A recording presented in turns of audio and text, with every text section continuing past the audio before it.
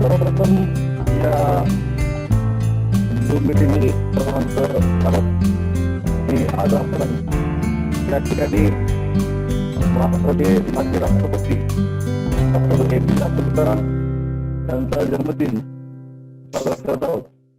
त्यानिमित्त वाचन सदनातील म्हणून आपण हा साजरा करत असताना सर्वप्रथम प्रमाणे आणि अशा महान व्यक्तीला अभिवादन करावं त्या उद्देशाने त्यांच्या प्रतिमेला पुष्प आपण वाचन साधन घेतलं जातं.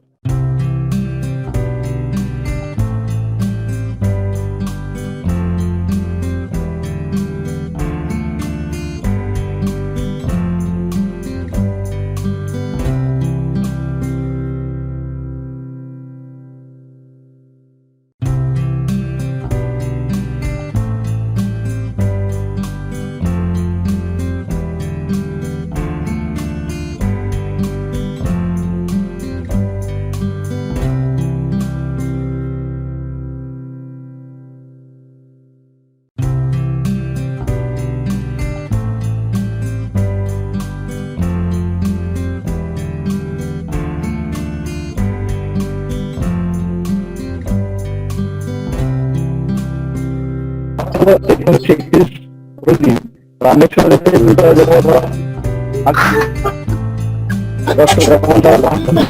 त्यांचं हरपलं हे कुटुंबाची जबाबदारी भावना होती. पाहिलं शब्द आणि त्या वयातच त्यांच्यावरती कुटुंबाची जबाबदारी आली आणि म्हणून आपण एक काहीतरी करावा त्या उद्देशाने त्यांच्या भावाला होता आणि मग त्यांनी मदत करायचं आणि त्या लहान काही कामं करून आपल्या कुटुंबाला मदत करायचं काम त्या आपण केलं. शिक्षण घेताना गणिताची आवड विशेष आवड होती आणि म्हणून प्राथमिक शिक्षण किंवा माध्यमिक शिक्षण असे मद्रासमध्ये मद्रास टेक्नॉलॉजी त्या ठिकाणी प्रवेश घेतला. आता इकडे संपन्न होत होते त्यांच्या काळात व्यवसाय किंवा त्यांच्या वाढाचे व्यवसाय हा नावाचे म्हणत होते एका गावामध्ये संमतीमध्ये पडायची आणि मग ते उदरनिर्वाह चालायचं. अतिशय होतं अतिशय गावामध्ये आणि मग शिक्षणाची जिद्द इच्छा शिकायची असं अशा अनेक गुणामुळे अंतिम काळ किंवा वेळ असं म्हणतो असा एक कुटुंब हाती घेतला. त्यामध्ये माजी पंतप्रधान इंदिरा गांधी यांच्यासमोर काम करत असताना देशाला त्या मोठ्या चांगल्या त्यामध्ये वाजपेयी त्यांचे वैज्ञानिक सल्लागार म्हणून देखील त्यांनी काम केलं आणि देशाच्या सुरक्षेची खाली अंमलबजावणीच्या धोरणामध्ये आखलेली आहे. काम करत असताना नॅशनल बँक अशा पद्धतीने त्यामध्ये सुरुवात केला. त्याचबरोबर लाईट कॉम्बॅट एअरक्राफ्ट म्हणजे असे हलक्या वजनाचं शस्त्र वाहून घेणारं विमान तयार करायचा प्रयत्न केला. तर अनेक युद्धामध्ये घेतलेली आणि देशाच्या सुरक्षिततेसाठी अतिशय चांगला प्रयत्न केला. आणि योगायोग होता की हे करत असताना लहानपणी पाहिलेलं स्वप्न होतं की मला वेगवेगळ्या विमानात बसणार करावं आणि म्हणून मला त्याच्या खेडेगावातला पहिला व्यक्ती पहिला मुलगा म्हणजे डॉक्टर अब्दुल कलाम यांनी उच्च शिक्षण घेऊन विमानाचा प्रवास केला. सर्वांना अभिमानास्पद गोष्ट आहे. आपण जर 16 वयाला विज्ञानाची नावाचा विद्यार्थी मुलगा संवेदनशील व्यक्तिमत्व आहे चांगली राहणे आणि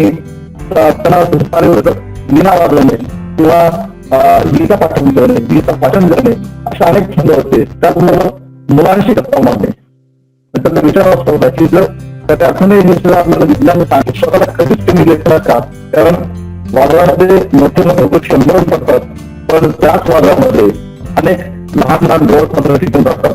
अशा पद्धतीने जर माझा स्वतःचा नियोजन असेल माझ्याकडे अमर आहे माझ्याकडे ते नाहीये हे नाहीये अशा प्रकारे विचार टाकत असताना अब्दुल कलामांनी नेहमी विचार मांडला की जे नाही त्याचा विचार करण्यापेक्षा आपल्याला जे आहे त्याचा आपण किती चांगला वापर करून घेऊ शकतो आपलं सामाजिक सर्व वैयक्तिक जीवन त्यामध्ये कसं आपण जगू शकतो याचा जरूर विचार करावा.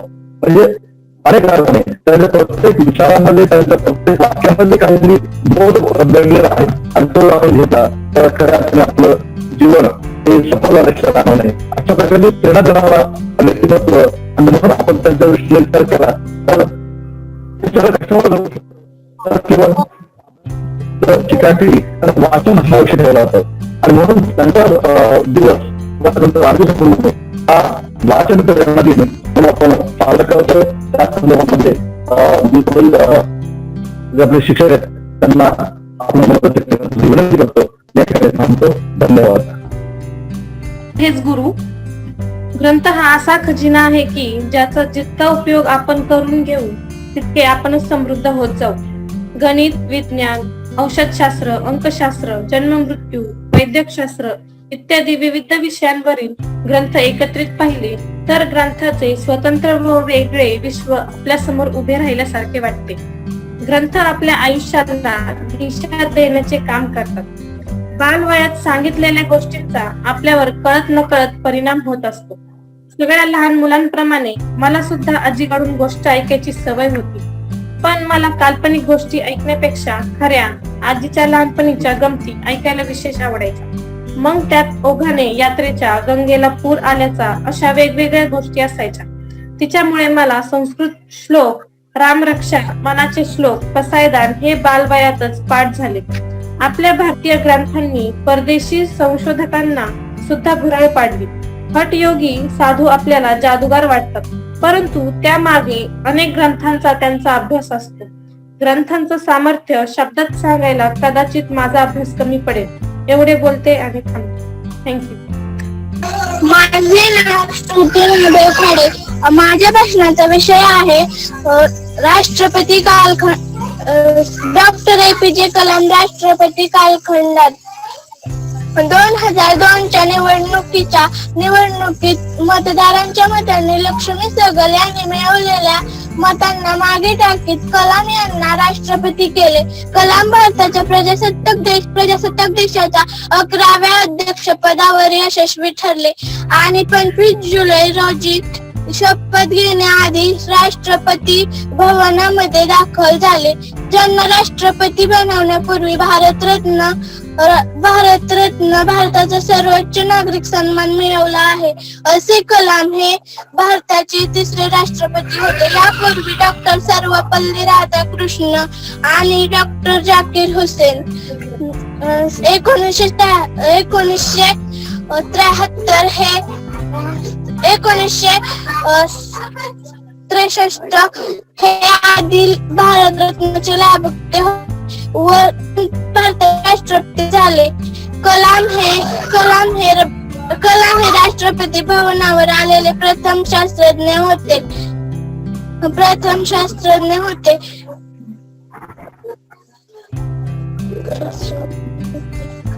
एवढे बोलून मी माझे भाषण संपवते. ठीक आहे. अनिकेत साबळे या ठिकाणी वाचन या ठिकाणी सादर करत आहे. Good morning everyone. Myself Aniket Sabre, studying in 12th standard. Today we are celebrating birth anniversary of Dr. APJ Abdul Kalam as a Vachan Prerna Din. Today I am going to flash on Kalam's contribution of Kalam in science and technology field. A great scientist, people, president and fundamental teacher, Dr. APJ Abdul Kalam has been the driving force behind many cutting-edge technologies in India. From satellites to local healthcare, his contribution will always be worthy of mention when we talk of science and technology in India. He was the project director in ISRO to help develop India's first indigenous satellite launch vehicle. At a time when India has hardly dreamed of its own satellite launch vehicle, SLV, Dr. Kalam's efforts and hard work for over a decade made it possible for us to develop our first indigenous SLV third injected Rohini satellite in the near orbit in July 1980, making India an exclusive space club member. He also became the project director for 2 missiles projects whose aim was to develop ballistic missiles from the technology of the successful SLV program. After the success of the SLV program, Dr. Kalam also became the director of 2 projects, Project Devil and Project Valiant. In the 1970s, the goal of Project Devil was to produce a short-range surface-to-air missile. Although discontinued in 1980 without achieving full success, Project Devil led to the later development of the Prithvi missile. Thank you. Abdul Kalam यांचा जन्मदिन हा celebrate करतो आणि हा जन्मदिन वाचन प्रेरणा दिन या प्रकारे आपण या ठिकाणी सेलिब्रेट करत आहोत.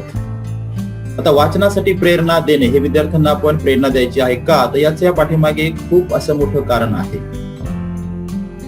यामुळे काय होतं, याचे काही बेनिफिट्स आहेत की त्या ठिकाणी मुलांची स्मरणशक्ती वाढते, नॉलेज वाढतं, त्यानंतर त्यांच्या आयुष्यामध्ये त्यांचा उपयोग, त्या ज्ञानाचा उपयोग पुढे होतो. त्यांना अशा वेगवेगळ्या प्रकारच्या फील्डमध्ये आणि वेगवेगळ्या प्रकारच्या फील्डमधून जे काही नॉलेज त्यांना मिळणार आहे ते विद्यार्थी खरंच निश्चितपणे त्याचा वापर करतील. तर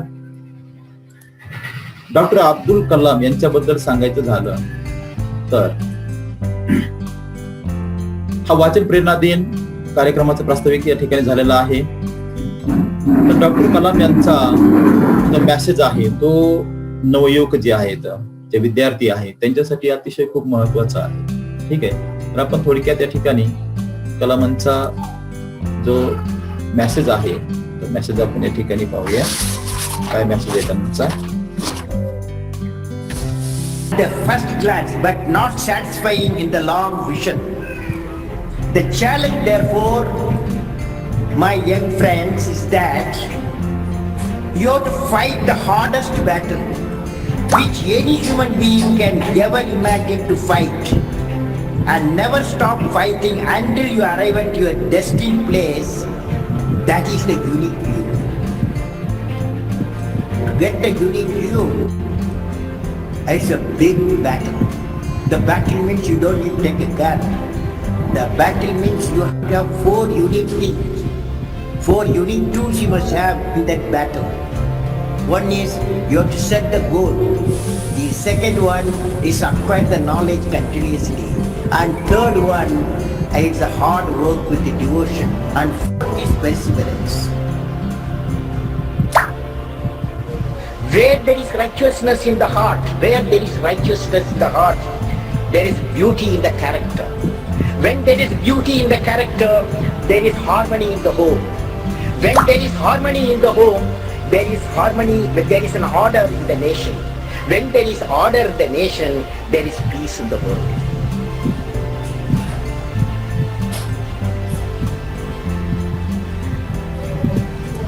Leader must have a vision. Without a vision, you will not be a leader. So leader must have a vision. Leader must be able to travel into an unexplored path. Normally tendency to travel the, well laid out path. But the leader, he takes path of untraveled path. Leader must know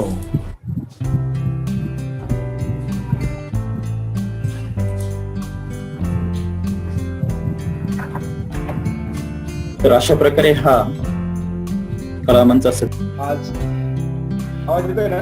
yes येतो. आज आपल्या विद्यालयामध्ये वाचन प्रेरणा दिनानिमित्त आपण हा online कार्यक्रम या ठिकाणी आयोजित करीत आहोत. या कार्यक्रमासाठी उपस्थित असणारे सर्व शिक्षक बंधू भगिनी, विद्यार्थी, डॉक्टर APJ अब्दुल कलाम यांचा जन्मदिन हा वाचन प्रेरणा दिन म्हणून संपूर्ण भारतामध्ये त्या ठिकाणी संपन्न होत असतो. त्यामध्ये आपण देखील सहभागी झालेलो आहोत. काही विद्यार्थ्यांनी अतिशय सुंदर अशा प्रकारचे विचार डॉक्टर APJ अब्दुल कलाम यांच्या संदर्भात त्या ठिकाणी मांडलेले आहेत. त्या विद्यार्थ्यांचे आणि काही सहकारी बांधवांनी देखील त्या ठिकाणी डॉक्टर APJ अब्दुल कलाम यांच्याबद्दल आपणास माहिती दिलेली आहे. आपणा सर्वांचं मी अभिनंदन करतो, स्वागत करतो. डॉक्टर APJ अब्दुल कलाम हे थोर शास्त्रज्ञ. त्यांच्या शिक्षणाची सुरुवात अगदी साध्या ग्रामीण भागामधून झाली आणि उच्च शिक्षण घेऊन देश सेवेसाठी त्यांनी एक वेगळा उपक्रम किंवा वेगळं काम केलं, ते म्हणजे संशोधन. निरनिराळ्या प्रकारचे संशोधन त्यांनी या भारत मातेला समर्पित केलेले आहे आणि अशा ह्या एक महान शास्त्रज्ञाचा जन्मदिन हा वाचन प्रेरणा दिन म्हणून साजरा होत आहे. ही एक आनंदाची बाब त्या ठिकाणी आहे. विद्यार्थ्यांना वाचता आलं पाहिजे, लिहिता आलं पाहिजे, तरच तो त्याचे विचार मांडू शकतो आणि विचार मांडण्याची संधी विद्यार्थ्यांना मिळायची असेल तर त्यांनी मराठी असेल, हिंदी असेल, इंग्रजी असेल किंवा अन्य ज्या भाषा असतील त्या भाषामध्ये त्याला वाचता आलं पाहिजे. हे एक महत्वाचा उपक्रम या शासनाने या जन्मदिनी त्या ठिकाणी घेतलेला आहे आणि म्हणून आपण देखील शाळा जरी बंद असले तर शिक्षण थांबलेलं नाही. ते शिक्षण चालू राहण्यासाठी आपण ऑनलाईन या मार्गातून हा कार्यक्रम आज या ठिकाणी आपण संपन्न करण्याचा प्रयत्न त्या ठिकाणी केलेला आहे. डॉक्टर APJ अब्दुल कलाम हे जसे एक शास्त्रज्ञ होते, त्याचप्रमाणे ते एक या स्वतंत्र भारताचे राष्ट्रपती होते. कारण भारतामध्ये ते सर्वोच्च असणारे एक पद डॉक्टर APJ अब्दुल कलाम यांनी भूषवलेला आहे आणि तो कालखंड अतिशय चांगल्या प्रकारचा असा या राष्ट्रपती पदाला देखील त्यांनी पूर्णपणे पार केलेला आहे. त्यांना शिकवणे हे विशेष आवड असल्यामुळे त्यांनी जास्तीत जास्त आपले ज्ञान विद्यार्थ्यापर्यंत, मग ते विद्यार्थी उच्च शिक्षित असतील, लहान असतील, लहान मुलापासून मोठ्या मुलांपर्यंत देण्याचा प्रयत्न त्यांनी त्या ठिकाणी त्यांच्या कालखंडामध्ये केलेला आहे. म्हणून असे शास्त्रज्ञ फार मोठीत होतात जे सामाजिक, राजकीय आणि त्यांच्या असणाऱ्या मूळ व्यवसायाशी जोडून असणारे असे डॉक्टर APJ अब्दुल कलाम यांची माहिती एक अग्निपंख म्हणून जे पुस्तक आहे त्या पुस्तकामध्ये अतिशय सुंदर अशा प्रकारची लिहिलेली सर्वांनी वाचण्यासारखी आहे आणि त्यातून खूप काही घेण्यासारखं आहे. अनेक संशोधन त्यांनी त्या ठिकाणी केलेले, त्यांना मिसाईल मॅन म्हणून देखील त्या ठिकाणी ओळखलं जातं. असे डॉक्टर APJ अब्दुल कलाम हे आपल्या देशासाठी एक अतिशय महान अशा प्रकारची व्यक्ती ज्या होऊन गेले त्याच्यामध्ये त्यांची गणना केली जाते. त्यांना भारतरत्न पुरस्कार असेल किंवा अनेक पुरस्काराने त्यांना सन्मानित देखील त्या ठिकाणी केलेलं होतं. असे हे डॉक्टर APJ अब्दुल कलाम यांचा हा जन्मदिन आपण वाचन प्रेरणा दिन म्हणून थोडक्यामध्ये या ठिकाणी संपन्न करीत आहोत. या निमित्ताने मला जे विचार मांडण्याची संधी आपण सर्वांनी दिली त्याबद्दल आपल्या सर्वांची मनपूर्वक आभार मानतो आणि हा कार्यक्रम साबळे सरांनी, साठे सरांनी किंवा सहकारी बांधवांनी जो घडवून आणले. शाळा बंद पण शिक्षण चालू, या अंतर्गत या ठिकाणी आपण आपल्या विद्यालयामध्ये ऑनलाईन शिक्षणाच्या माध्यमातून झूम ॲपद्वारे डॉक्टर APJ अब्दुल कलाम यांची जयंती आपण सर्वांच्या उपस्थितीमध्ये या ठिकाणी साजरी केलेली आहे. या ठिकाणी साबळे सर, तिरके सर, त्याचबरोबर साठे सर यांनी अतिशय सुंदर अशी माहिती देऊन मुलांच्या विचारामध्ये भर घालण्याचं काम केलेलं आहे. डॉक्टर APJ अब्दुल कलाम यांचे विचार आपल्यापर्यंत मांडण्यासाठी आपण वाचना प्रेरणा दिन हा कार्यक्रम आपण आपल्या झूम ॲपद्वारे आपण या ठिकाणी घेतलेला आहे. या कार्यक्रमामध्ये मुलांनी पण छान असे आपले सुंदर विचार मांडलेले आहेत. त्यांचं मनापासून अभिनंदन, मनापासून स्वागत. यामध्ये इयत्ता 6वीची विद्यार्थिनी श्रुती खाडे, त्याचबरोबर 12वीची विद्यार्थिनी साक्षी वाघमारे, त्याचबरोबर साबळे सरांचा चिरंजीव इयत्ता 12वी मधील अनिकेत साबळे यांनी अतिशय सुंदर असे विचार मांडून या ठिकाणी डॉक्टर APJ अब्दुल कलाम यांची माहिती सांगितलेली आहे. शत्रू राष्ट्राच्या लष्करी भीतीला भीक न घालणारा व क्षेपणास्त्र युगातील सक्षम भारत बनवण्यात मोलाचे योगदान देणारे माजी राष्ट्रपती, त्याचबरोबर मिसाईल मॅन म्हणून ओळखले जाणारे डॉक्टर APJ अब्दुल कलाम यांची आज जयंती आहे. त्या जयंतीला विनम्र असं अभिवादन या झूम ॲपद्वारे आपण सर्वांनी मनापासून या ठिकाणी भाग घेतलेला आहे. यामध्ये माननीय श्री सिरके सर, त्याचबरोबर आमच्या भगिनी मोरे मॅडम, गायकवाड मॅडम, काळे मॅडम, त्याचबरोबर आमचे सहकारी ताटे sir, Kashid sir, Bhandwalkar sir, Gaikwad sir आणि सर्वांना मिळून सहकार्य करणारे गणेश मामा यांचं या कार्यक्रमाला अतिशय मोलाचं असं सहकार्य मिळालं आणि हा कार्यक्रम सुंदर पद्धतीने या ठिकाणी आपला पार पडलेला आहे. असेच कार्यक्रम आपले सर्वांच्या सहकार्याने व्हावेत अशी मी सर्वांना विनंती करतो आणि सर्वांच्या विचारातून या ठिकाणी आपण चांगल्या रीतीने कार्यक्रम केला की या ठिकाणी आपण हा कार्यक्रम संपला असं या ठिकाणी जाहीर करूया.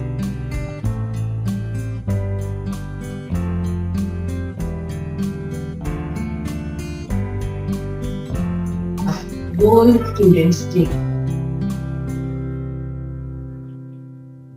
Dr. Kalam emerged as a superb team leader and a technologist par excellence in his time.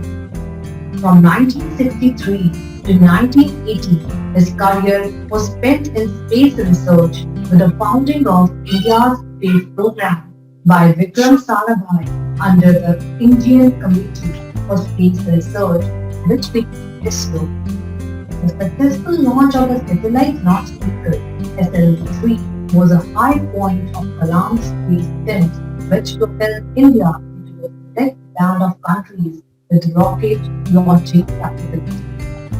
After his success, he was shifted to the Defense Research and Development Organization (DRDO) to head the missile project and was made the director of Defense Metallurgical Research Laboratory (DMRL) in Hyderabad in 1982. He kept his launch vehicle experience in full use by putting together teams of engineers to work on missile development. His effort gave birth to the Guided Missile Development Program, leading to the launch of surface-to-surface missile named Prithvi, surface-to-air missile named Trishul, surface-to-air missile named Akash, third generation anti-tank missile named Nag. The launch of Prithvi missile on 25th February 1988 was a historical moment for our country. It was not only a surface-to-surface missile, but was a basic module for the coming future.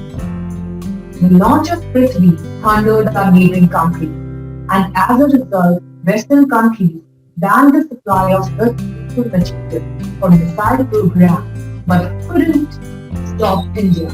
Under Kalam's guidance, the self-dependency of India and the innovation of missiles disturbed all the nations. Yet again, he proved his team building and leadership qualities for technology projects. Later, Kalam played a pivotal role in the 1998 nuclear test known as Pokhran-2. This was surprising to many because he did not come from a nuclear science pedigree and his foray was rocket science in both the ISRO and DRDO. But he became instrumental as a technology manager because Pokhran-2 campaign was seen as a joint venture of DRDO, armed forces and the nuclear establishment. Building and leading technology terms was Kalam's real strength as a technologist and an engineer. This is what is needed for mission-oriented programs. His sincere endeavor for making India self-reliant in defense and space research earned him the title of Missile Man of India. The great personality was awarded the Padma Bhushan 1981, Padma Vibhushan 1990, and then proudly declared the Bharat Ratna in the year 1997 for his excellent contribution to the field of scientific research and modernization of defense technology in India. There was no end of assignments to Dr. Kalam after his retirement. In 1999 to 2001, he became the first person to hold the coveted post of Principal Scientific Advisor to the Government of India. During this tenure, he worked on the need of making life-saving medical treatment affordable to the poorest of the poor. His stint as PSA culminated with numerous achievements.